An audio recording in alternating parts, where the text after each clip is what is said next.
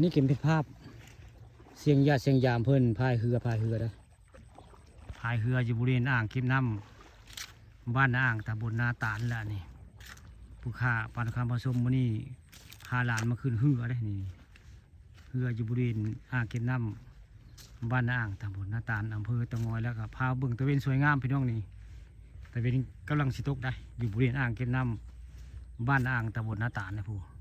เสียงญาติเสียงยามเพิ่นพายเรือนะนี่คือเป็นภาพบรรยากาศในอ่างเก็บน้ำแต่นี่ตอนเลงไก่ข้ามวันนี้พาเพิ่นมาขึ้นเรือได้นี่อยู่เรียนอ่างเก็บน้ำบ้านอ่างแล้วก็เบิ่งตะเวนสวยงามได้นี่นี่คือเสียงญาติเสียงยามเพิ่นพายเรือได้ผู้ข้าปานคำผสมได้เป็นลุงเป็นตาพาลูกดานมาเที่ยวแล้วก็มาขึ้นเรือพี่น้อง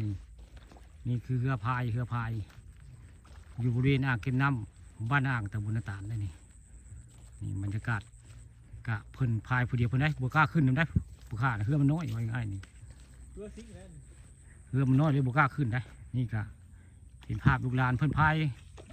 เรือไว้งั้นเพิ่นบ่ได้พายเรือหึงแล้วพุ่นนี่นานแล้วบ่ได้พายเรือพุ่นมื้อนี้เลยมาพายเรือผู้ข้าปานคำผสมก็เลยเอาภาพบรรยากาศเสียงญาติเสียงยามเพิ่นพายเรือมาให้เบิ่งมาชมได้อยู่อ่างเก็บน้ำบ้านอ่างตำบลนาตาลอำเภอเตางอยแล้วนี่ต้นแรงใกล้สิค่ำได้นี่ต้นแรงใกล้สิค่ำก็เอาภาพบรรยากาศลูกหลานมาซ้อมพายเรือเพิ่นสิไปแข่งบันไดเด้เนาะนี่เพิ่นจะซ้อมพายเรือพี่น้องนี่เสียงยาเสียงยามเพิ่นพายเรือเก่งได้พี่น้องฮะนานแล้วเพิ่นบ่ได้ซ้อมพายเรือวันนี้เพิ่นได้ซ้อมพายเรือนี่แหละคือเรือหาปลาบ้านอ่างตำบลนาตาลล่ะนี่ลูกค้าปลาตะคำผสมนี่บลุงไม่ยังเอาหัวเขาจอดบ่เป็นบาทว่ายเข้ามาเลี้ยวขวาเข้ามาเลี้ยวขวาเข้ามา